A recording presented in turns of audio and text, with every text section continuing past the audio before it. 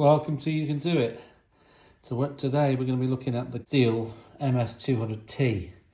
Now, I've got it in there. It's a non-runner. I've always wanted one of these saws. I've got this one over here, Husky T425. Great saw. I mean, I have to say, it's a 25cc with a 10-inch bar, but I've fettled it. It's got a exhaust mod on this, and it's a beauty. I mean, it just goes through anything. It's a real little machine, but it's just I wanted something with a little bit bigger. Sometimes, you know, I use that just for when I'm chopping up the logs for firewood and stuff like that, when they've been splitting there at home.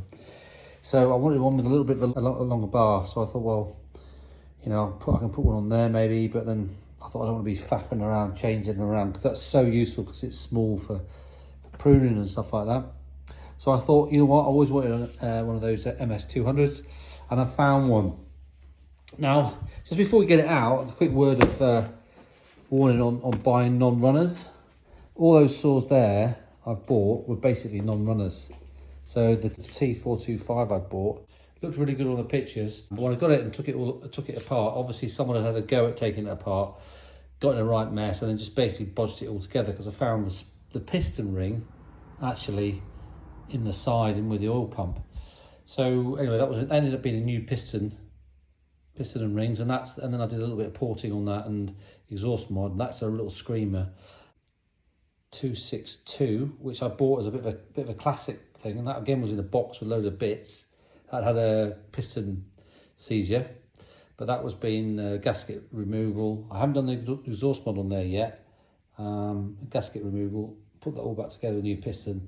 That runs like a beast. That's another beast.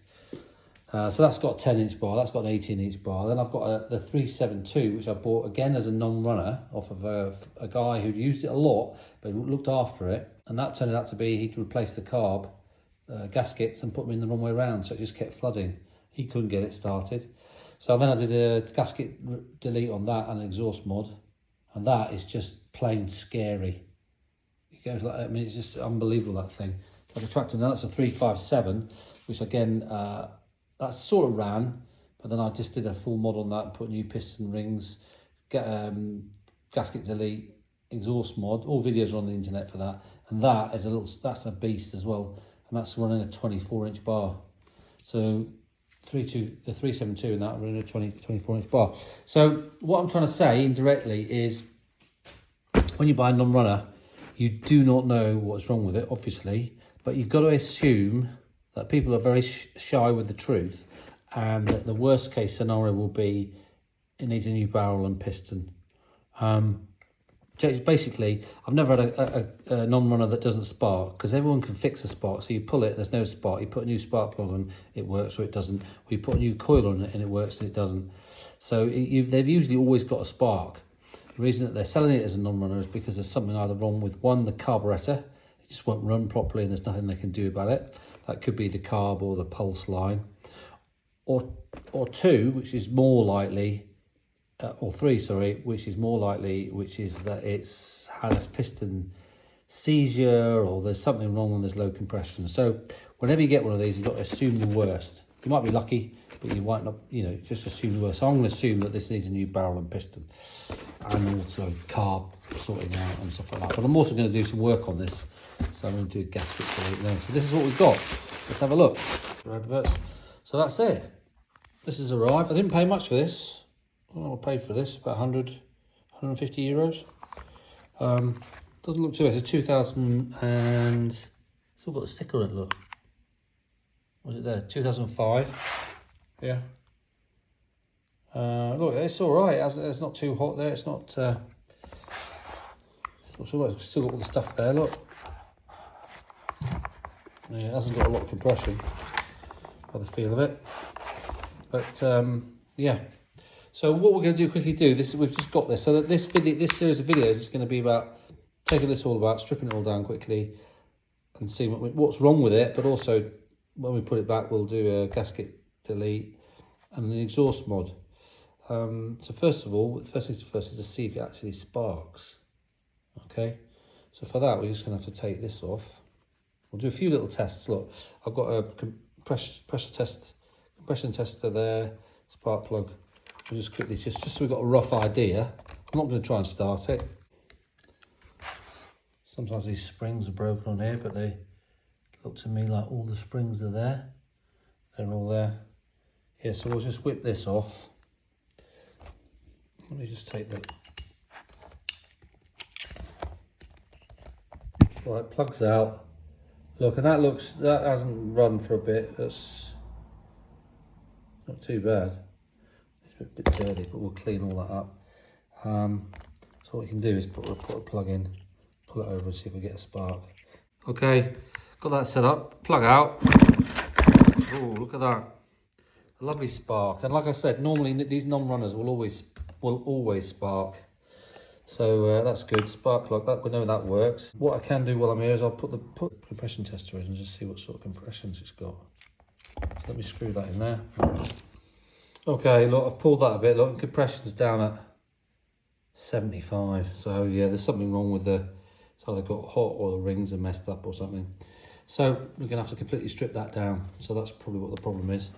I'll order a gasket kit for the carb.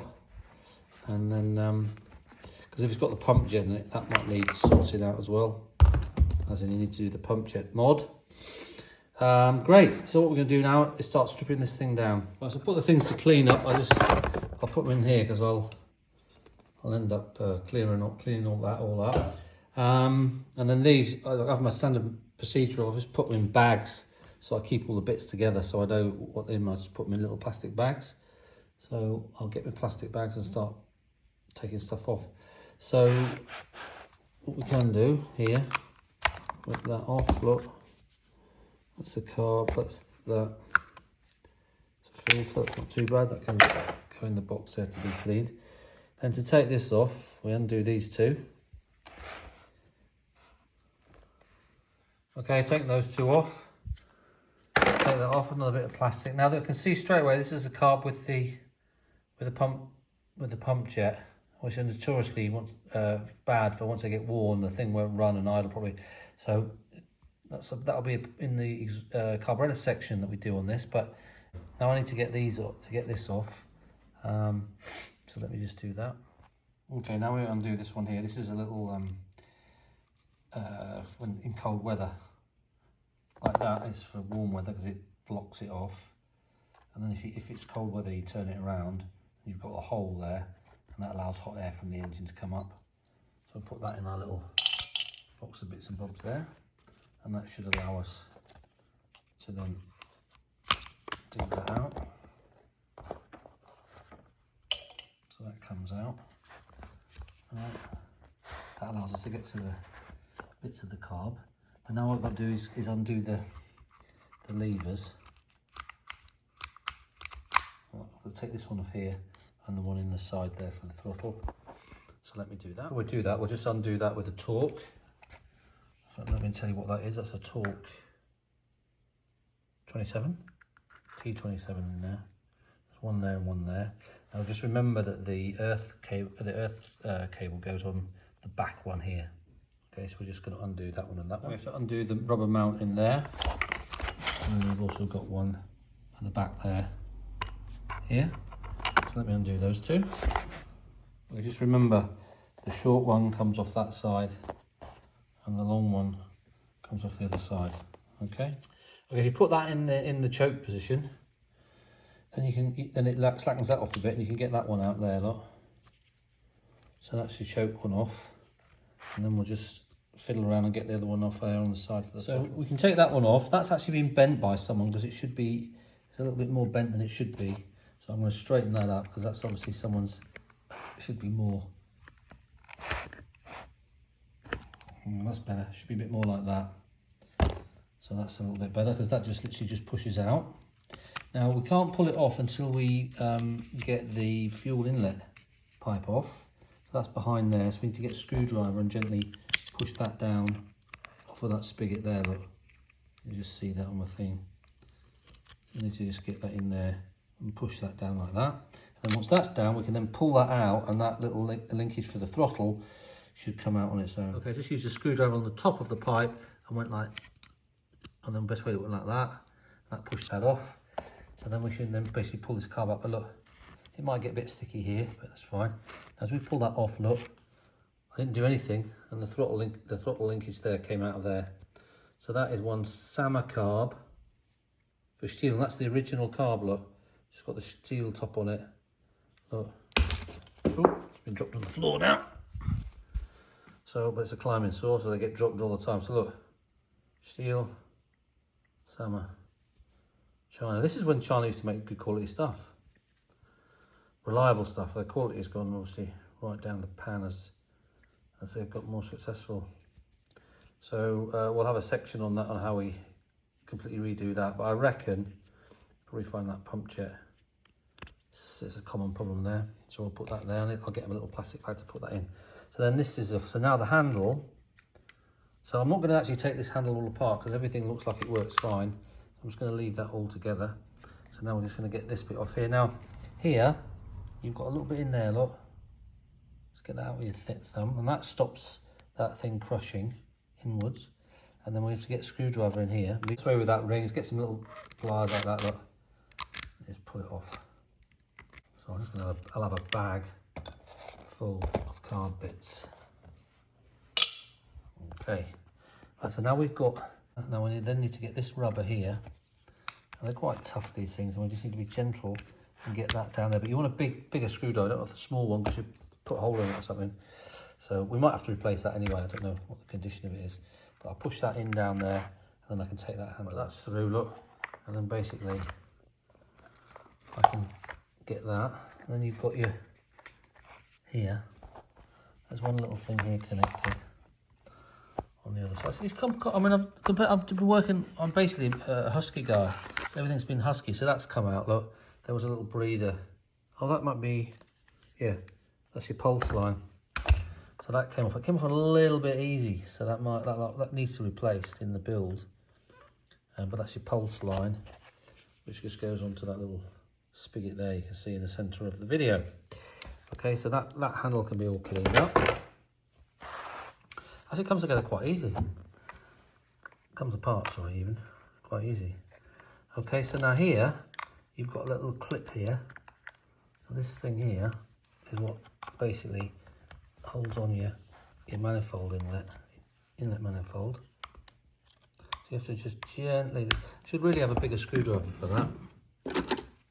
Let me use a bigger screwdriver, and you sort of lever that up. Now I need two hands, but you can see, look, it's coming up. There we are. I need to do the same at the back here, and that'll take that off. So let me, there we are, just come off. Ah, ha! We have found what was wrong with the baby, look. Look at that. A split. Ah, brilliant. So that's what's happened. If it got hot, I always like to find the solution, find the problem. All right, that's off. So another one to put in the cleaning bin. And then this is your inlet. So I obviously need a new inlet. So that is basically going to be very old and stuck on there. There we are.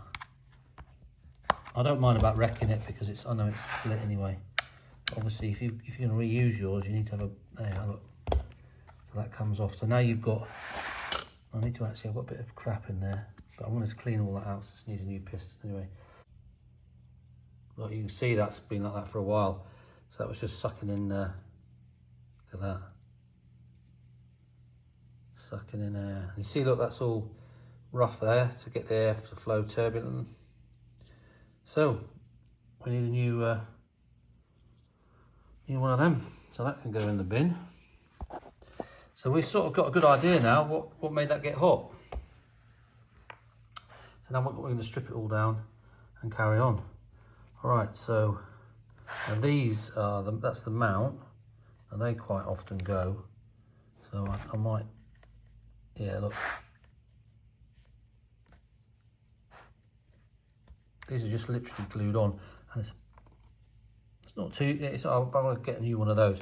Anyway, let's take that off. So there are two bolts there. There's two bolts. Okay, that's off there.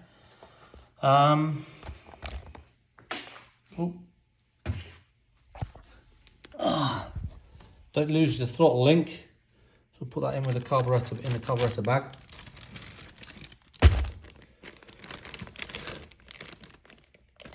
That's in there. Right, now if you looked here, you've got this sticking up here, and the connector, look, has come off from there. So I need to either replace that. I won't know until I get it all apart whether I've got enough space to actually be able to put another connector on there and then connect that. But that's obviously for the to be able to stop the beast. So yeah. All right, what we're going to take off next. Generally, I hate these jobs because they just get filthy. But let's start. Let's look at what we're going to start off with next. So I think I'll take this off here. So we got 1, 2, 3. One's missing there. So I need to take that, and there's one bolt missing. And this, oh, that was loose. I just undid that by hand. So you can check these and see if they're any good. But this one I think is a new one. Always good to have a few spares of these if they go. Okay, so right, right, the bolts that go in there are different. So you got, because this is aluminium housing, you've got like threaded bolts there, and then this is like just a self-tapper type thing. Just goes in there. So I need to get another one of them. So what I like to do now is usually get print out a exploded diagram of the whatever particular machine you're working on, and then you can just ring all the bits that you need to replace. So I'm going to go and do that. A bit of fuel in the tank, so I've just put a little bolt in there to stop that all pissing out. So now I'm going to take the tank off. So you've got 2 little bolts there, which I've undone. There you are, look. 2 of them there. They're all with a T27. And then I've put them, don't lose them. And then I've got another 2 here, look. There and there. So thread the pulse line through there so that you can get the thing off. So we push that through there. I'm not too worried about this one, I want to replace them all. So that's a pulse line out. So it's basically out there, look. Oh, that looks like it could be a new line in there. So I'll put these plugs back, and then we should be able to take that out. This often needs a good clean. And you should have, I presume that's some sort of heat. Yeah, look, that should be there. That's your heat shield, I think, against the tank getting too hot from the engine. From here. Oh, look, so you got your serial number there and everything. All right. That's your oil thing. So this is your impulse pulse line, but look, you can see that's really kinked. So look, it's filthy dirty this, so I'm going to basically try and clean a little bit of this up before I take more off. Now what we can do is we can look at taking the flywheel off and all this goes. I'll take the dogs off there and there, so I'll take them off. Okay, now we'll take these little plastic protectors off here. I need 2 hands to do that. I'll take that one off, and I'll start putting all these in another plastic bag. Okay, while I'm going to take this off. Now it's obviously got quite a bit of problems with this, because look, if I turn it, it should be dead easy. Look, so that is telling me it's going to get a bit expensive here. I'm going to have a probably a new cylinder and new piston. So this is a normal thread, sorry. So I'm going to take that off with the impact driver. Take this off, which is your coil. So let me do that. Okay, that's all undone with the impact. But the trick with this is just don't do it tight. Don't put it back on, but don't do it tight up. Just put it on and undo it a couple of turns. And take your socket or whatever, socket like that. Stick that on like that. And then we can tap that with a hammer while we sort of hold it up like that on the flywheel, and that'll just release that. Tap on that, look, and that's loose. So we can just undo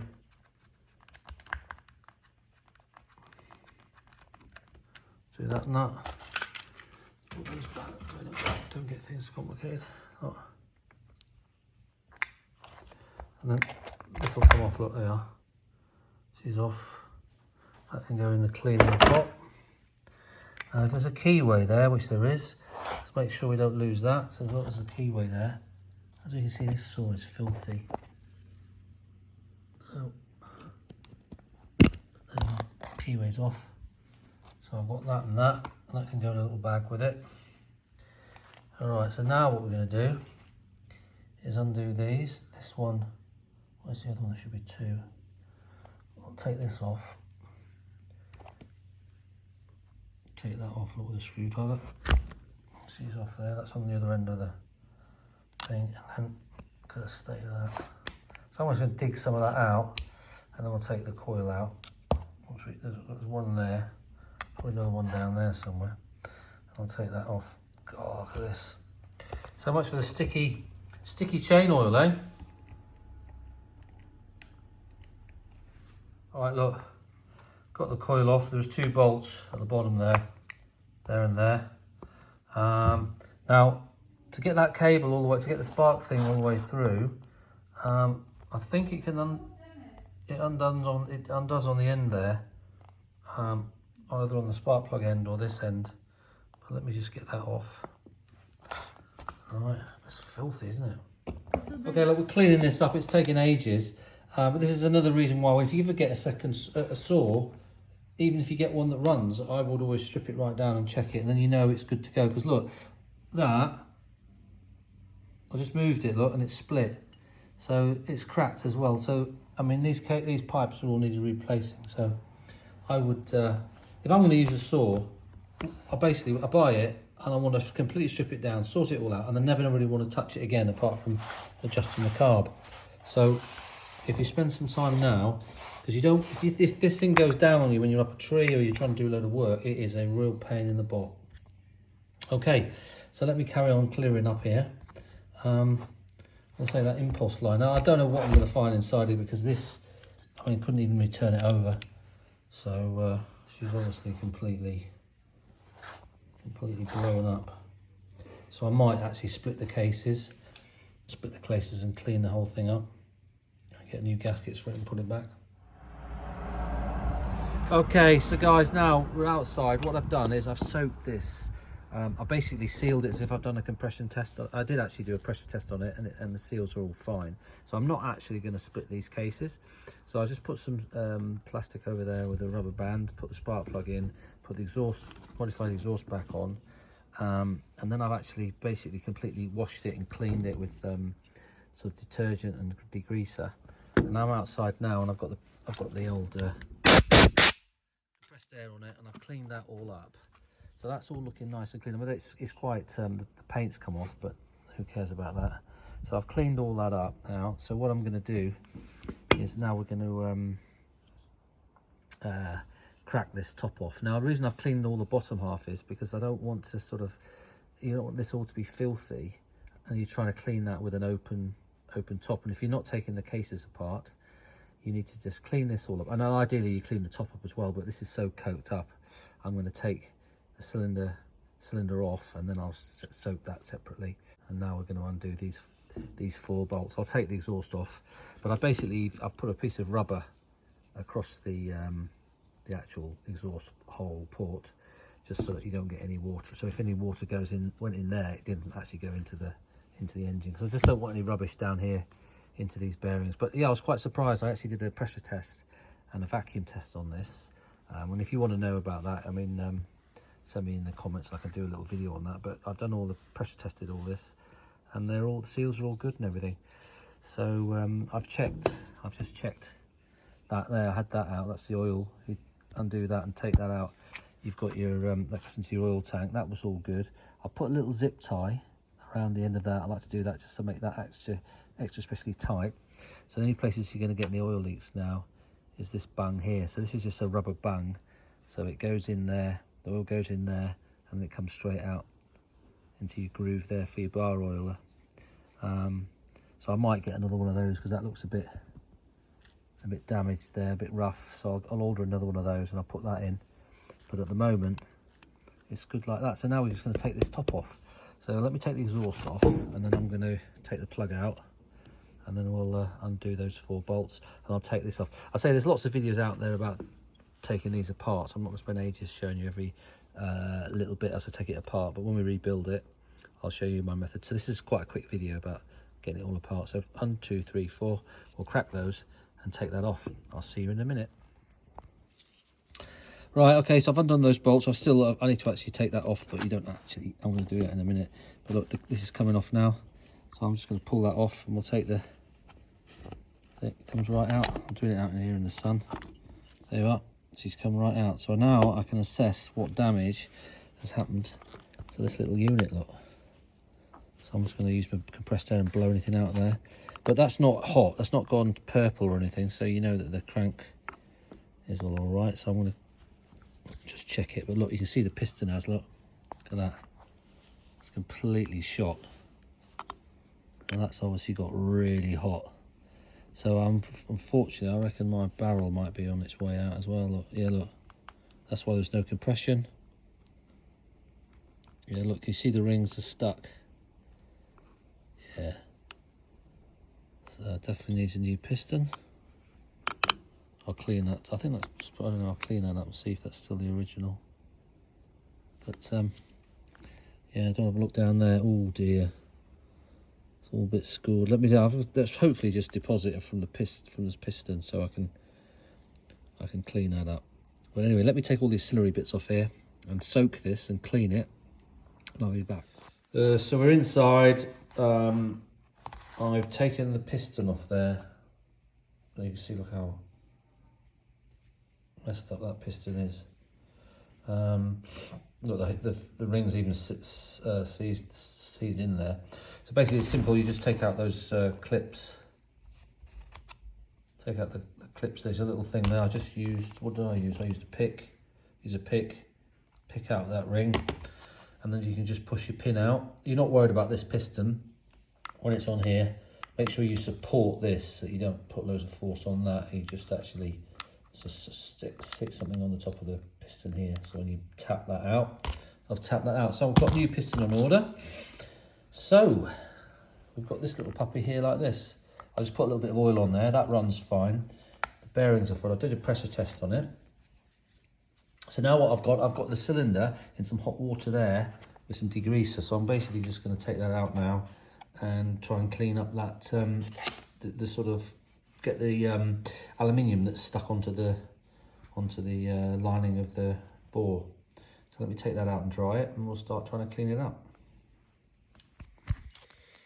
So I've cleaned this all up. I just use a scraper and a screwdriver, and I've cleaned up all those fins because they were all blocked up with obviously sawdust and oil that had caked rock hard, and that just sort of won't aid the cooling because they were all like joined together. So I've cleaned all that up, which will aid cooling a lot. Clean that up with a brush. Now in there, I don't know whether you can see, I'm sort of trying to get some light so you can see, but I've cleaned that right up. And that's actually, there's a couple of little scores just on that exhaust, just above this one, but that'll be fine. That's cleaned up lovely. Really pleased with that. So that's good. So I've actually saved this cylinder. I thought I was going to have to get a new one. But how I did that was I used that, which is basically just a sort of some of this kitchen stuff on a thing that I got from cheap stuff from like Action here in Europe. Only paid £1 for a load of those. And then I use, actually to start with, I use a little bit of emery, starting off at 180, just to check what was, clean that up. Bit of emery, 180 in there, then went 240 to 400, and then basically I put that in there on a drill. That goes in there. That's quite tight, so that fits in lovely. Let's clean that up beautifully. So now what we've got to do, basically, I've got to wait now for my new piston to come before I can put my new piston on there and start trying to put that back on. Now I'm going to do that without a gasket, but I need to check the squish, so I can't do that until I get my new piston, because every piston's slightly different. So I'll need to use the actual piston I'm going to use rather than the old piston. Okay, so actually there's not a lot I can do really here now until that arrives, because I don't want to start putting stuff back on here, because I've got to do a pressure test and check all these seals and everything. So I'm going to leave it like this. What I will do is order a new one of those rubbers. And I did, see what I did do, I put a new, that was broken off on that goes onto the handle, the off switch, so I've put a new one of those on there. So we're all looking good. Everything's cleaned up. So we'll just wait for a new piston now. So see you in a minute.